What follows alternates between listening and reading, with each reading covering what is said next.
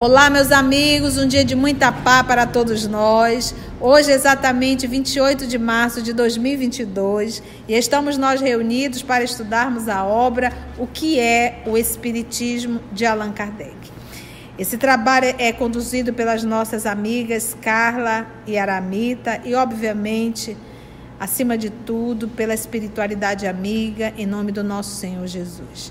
Então já elevamos assim o nosso pensamento, rogando sempre a Deus, nosso Pai, a Jesus, o amor de nossa vida e aos amigos espirituais, para que possam conduzir esse nosso trabalho que nós realizamos com tanto carinho e com tanto amor.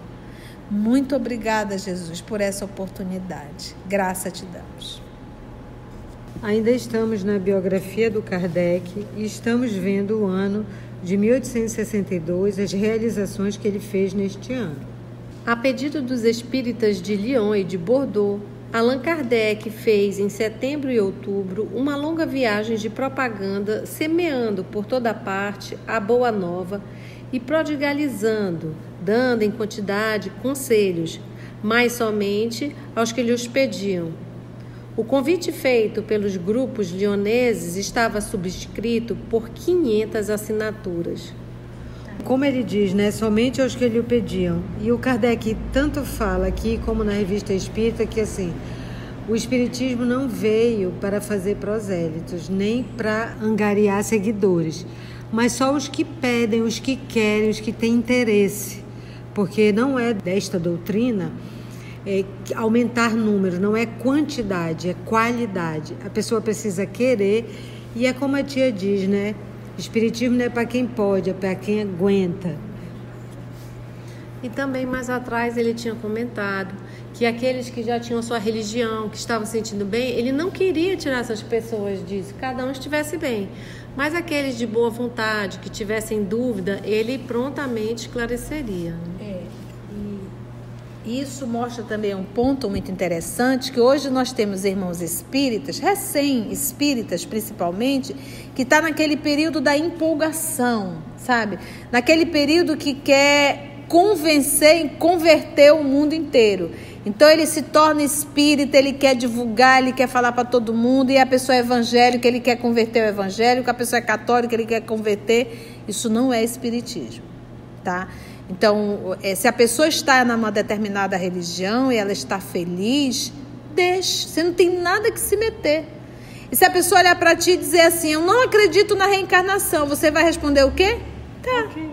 Isso não vai mudar nada. A reencarnação não vai deixar de existir porque o fulano não acredita. Então, nós temos que sair dessa atitude de discussão, que não é uma atitude espírita cristã. Não é uma atitude cristã. Então, agora, se a pessoa te procura e pergunta...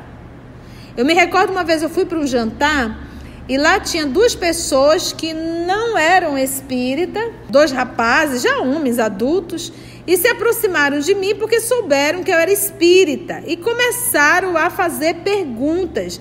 Mas, gente, foram quase 2 horas, e tinha um deles em particular que me perguntou muito. E perguntava, eu digo, valha-me Deus. E quando terminou tudo, ele ficou por ali, mas será? E eu disse assim, quando tu desencarnares, tu vais lembrar do que a gente está conversando. E agora na Covid ele desencarnou. Então a gente fica parando e pensando, programação da espiritualidade, porque não foi à toa aquele encontro no jantar... E aquela criatura simplesmente me bombardear de questionamentos. Mas a pessoa o quê? Perguntou, tá? Num jantar. Então é isso que a gente tem que entender. Então tem aquela pessoa que te busca para perguntar porque quer saber. E tem aquelas pessoas que te buscam para perguntar, para discutir. É as contendas. Aí o que diz o nosso Senhor Jesus?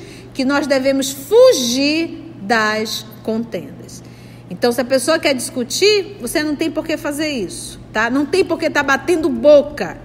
Isso é orgulho. Bater boca é um ato de orgulho e vaidade, não de conscientização, tá bom?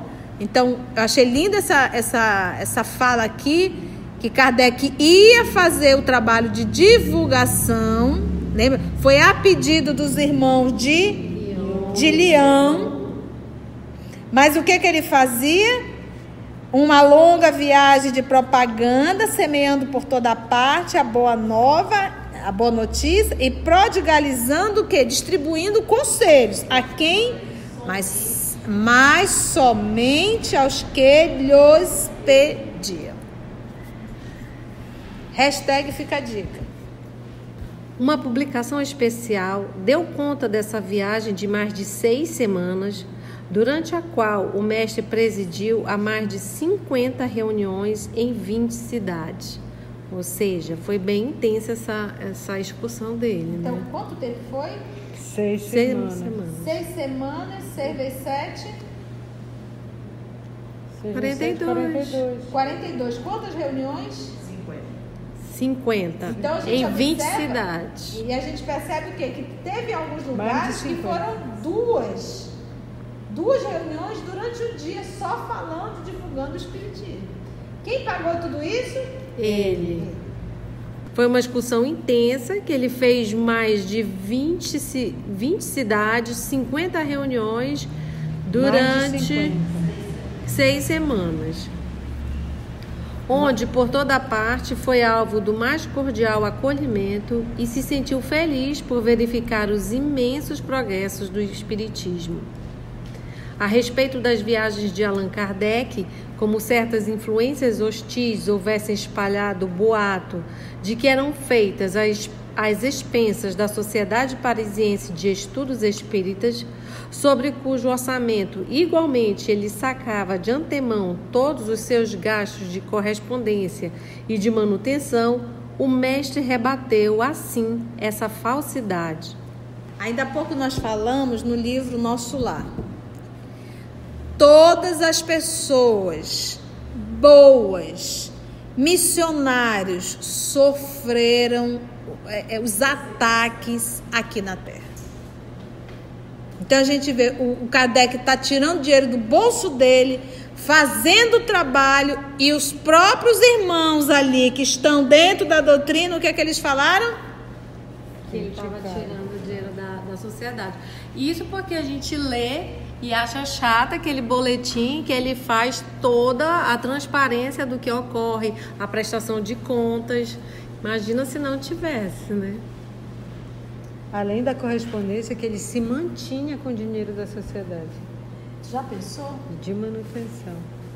E aí, às vezes a pessoa está no estudo, fazendo algum trabalhinho ali de uma sopa, não quer ter nenhum aperreio. Poxa, eu estou trabalhando.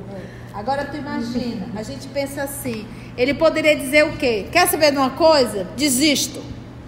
Vou largar tudo, não adianta, esse povo não merece. Porque quantas vezes a gente se afasta do trabalho espírita por muito menos, diz a Carla, por uma fofoquinha, por um disse-me-disse, diz, eu não vou não, porque lá nunca julgue doutrina espírita pelos espíritas. E se você desistir, quem vai estar perdendo é você, não é a doutrina. Porque o trabalho do Cristo vai continuar, com a tua presença ou sem a tua presença. O trabalho não para. Se você não fizer, Jesus vai mandar outros que vão fazer. E o Kardec disse, você não precisa esperar ninguém. Você pode tomar a coletividade tem um ritmo. Sim. Mas você pode fazer seu ritmo diferente. Exatamente, é o livre-arbítrio. É o livre-arbítrio. Então a pessoa diz, eu larguei o espiritismo porque eu me decepcionei. Se decepcionou com o quê? Com os espíritas? Quem mandou você criar expectativa sobre os espíritas? Então não julgue doutrina espírita pelos espíritas. Estude o espiritismo para você entender o que é o espiritismo, né? E seja você um bom espírito. Seja você um bom espírita. Se esforce, né? Abre aspas para a fala de Kardec. Vamos ver Kardec agora, né? Várias pessoas, sobretudo na província, haviam pensado que os gastos com essas viagens corriam por conta da Sociedade de Paris. Vimos-nos forçados a refutar esse erro quando a ocasião se apresentou. Aos que pudessem ainda partilhar dessa opinião, lembramos o que foi dito em outra circunstância, número de junho de 1862, que a sociedade se limita a prover as despesas correntes e não possui reservas. Aos que pudessem ainda partilhar dessa opinião, Lembramos o que foi dito em outra circunstância, Revista Espírita, número de junho de 1862, que a sociedade se limita a prover as despesas correntes e não possui reservas. Para que pudesse formar um capital, teria de visar o número. É o que não faz, nem quer fazer, pois seu objetivo não é a especulação e o número nada acrescenta à importância de seus trabalhos. Então, ou seja, não era vender para fazer lucro, caixa. Não era lucro, não. E o valor que entrava era o valor da despesa. Eles não acumulavam, não tinha reserva. A despesa foi tanta, recolhe tanto e paga. Pronto, acabou. Era isso. Não era para vender, né? Sua influência é toda moral e o caráter de suas reuniões dá aos estranhos a ideia de uma assembleia grave e séria. Eis o seu mais poderoso meio de propaganda. Assim, não poderia ela custear semelhante despesa. Os gastos de viagem, como todos os necessários às nossas relações com o Espiritismo, são cobertos por nossos recursos pessoais e por nossas economias, acrescidos do produto de nossas obras, sem o que nos seria impossível acudir a todas as despesas consequentes à obra que empreendemos. Dizemos isto sem vaidade, unicamente em homenagem à verdade e para a edificação dos que imaginam que entesouramos. Revista Espírita, novembro de 1862. Hoje nós estamos vivendo no nosso movimento espírita um período de estrelas, né? Graças a Deus chegou a pandemia e deu uma freada. Mas a gente percebe, ou seja, a gente começou a endeusar determinados irmãos e isso se tornava muito dispendioso, muito caro para as próprias federativas. Até porque eu me recordo, eu já tenho quase 30 anos de espiritismo, logo lá no início trazia um irmão de outra cidade e aqui ele se hospedava na casa de alguém que tinha estrutura para recebê-lo, pronto. Então a gente fazia ali uma cotinha até para o transporte, né, para passagem aérea. Mas hoje em dia é passagem aérea, é hotel, é restaurante, é não sei o quê. E a gente começa espaços muito caros, tem que ser num local muito caro, aí faz esses encontros, ele tem que fazer crachá, tem que fazer uma bolsa, que daqui a pouco a gente não sabe nem o que faz com aquela bolsa, põe um monte de troço dentro, e a gente vai percebendo que isso vai criando valores, vai ficando muito caro, e aí para a pessoa participar de um evento desse, ela tem que fazer uma inscrição, e essa inscrição é o quê? Paga. E aí quem não tem dinheiro não participa. Aí tem aquelas instituições que dizem assim, não, mas nós abrimos para aquelas pessoas que não têm condições. Sim, como é que você faz isso? A pessoa tem que ir lá e dizer, olha, eu não tenho condições? Então, eu gosto da frase do Chico, quando ele diz assim, quando nós comíamos só pão com manteiga, a gente era mais feliz. Depois que a gente começou a comer pão com manteiga, queijo e presunto, aí a vida começou a se complicar. Então, isso quer dizer o quê? Quanto mais simples, muito melhor. Gente, Jesus evangelizava no Lago do Tiberíades. Todos podiam vê-lo. A primeira reunião de Saulo de Tarso com os cristãos, ele se surpreendeu. Primeiro lugar, era a casa de uma senhora de uma lavadeira, que ela alugava um espaçozinho pequenininho, cedia para os cristãos. E ali tinha lavadeira, operários, pessoas, como ele diz, que não sabiam conjugar as letras, as frases. E ele ali olhando. Para quem saiu das sinagogas. Então, o propósito da doutrina espírita é reviver o cristianismo primitivo. Que possamos não abrir mão do pão com manteiga. Senão nós iremos elitizar, excluir. Quando a gente abrir os olhos, nós viramos um espiritismo que deixou de ser um cristianismo. Em 1862, Allan Kardec fez também aparecer uma refutação às críticas contra o espiritismo no ponto de vista do materialismo, da ciência e da religião. Tem uma nota da editora. Allan Kardec, no livro Voyage Spirit, ou A Viagem Espírita, de 1862, Ledoyen, Paris, revela ter desistido da ideia de publicar o opúsculo que anunciara um ano antes, na Revista Espírita de 1861, e que seria intitulado Refutação das Críticas do Espiritismo. Ou seja, isso aqui ele não publicou, né? Não. Ele desistiu depois. Em abril de 1864, publicou A Imitação do Evangelho segundo o Espiritismo, com a explicação das máximas morais do Cristo, sua aplicação e sua concordância com o Espiritismo. O título dessa obra foi depois modificado e é hoje o Evangelho segundo o Espiritismo. Aproveitando-se da época das férias, Allan Kardec fez, em setembro de 1864, uma viagem a Antuérpia e a Bruxelas, expondo aos espíritas belgas o seu modo de ver acerca dos grupos e sociedades espíritas. Recorda o que já havia dito em Lyon em 1861. Abre aspas. Vale mais, portanto, haver em uma cidade 100 grupos de 10 a 20 adeptos, em que nenhum se arrogue a supremacia sobre os outros, do que uma única sociedade que a todos reunisse. Esse fracionamento em nada pode prejudicar a unidade dos princípios, desde que a bandeira é uma só e que todos se dirigem para o mesmo fim. Fecha aspas.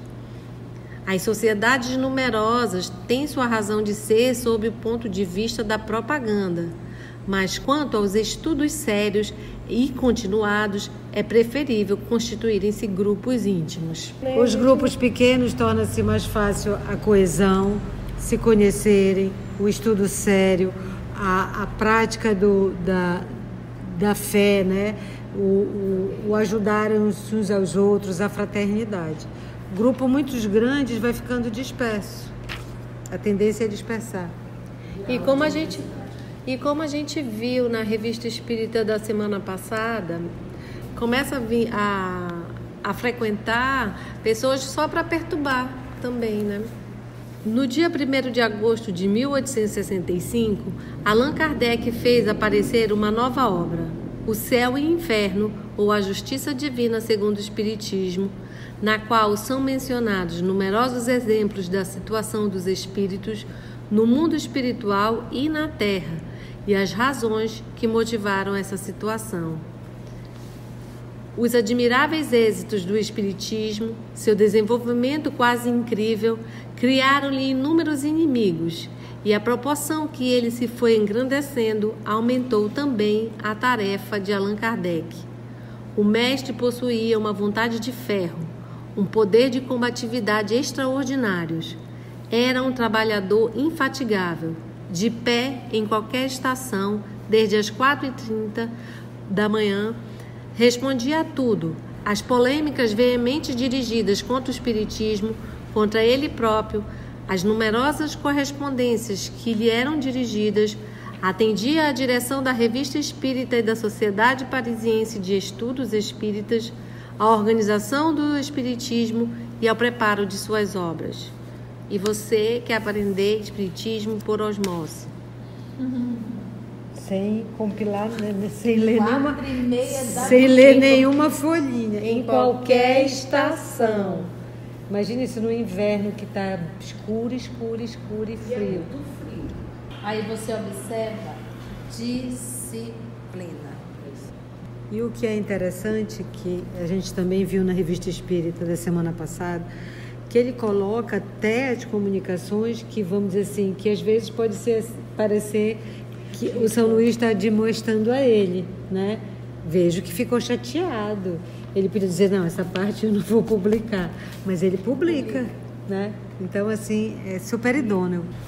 Esse excesso físico e intelectual esgotou-lhe o organismo e repetidas vezes os espíritos precisam chamá-lo à ordem a fim de obrigá-lo a poupar a saúde. Ele, porém, sabe que não deve durar mais que uns 10 anos ainda. Numerosas comunicações o preveniram desse termo e lhe anunciaram mesmo que a sua tarefa não seria concluída senão em nova existência, que sucederia a breve trecho à sua próxima desencarnação. Por isso, ele não quer perder ocasião alguma de dar ao Espiritismo tudo o que pode, em força e vitalidade. E aí algumas pessoas dizem assim, poxa, mas se ele foi advertido que ele deveria repousar e não repousou, isso não é um suicídio? Gente, o suicídio ele é algo intencional. O nome disso aqui que Kardec fez é sacrifício. Missionar em prol de uma humanidade. Você tem noção do que é isso? E se ele acordava às 4h30, não pensa que 7 horas da noite ele estava dormindo, não. Então você vê que era pouco realmente o sono e um trabalho incessante.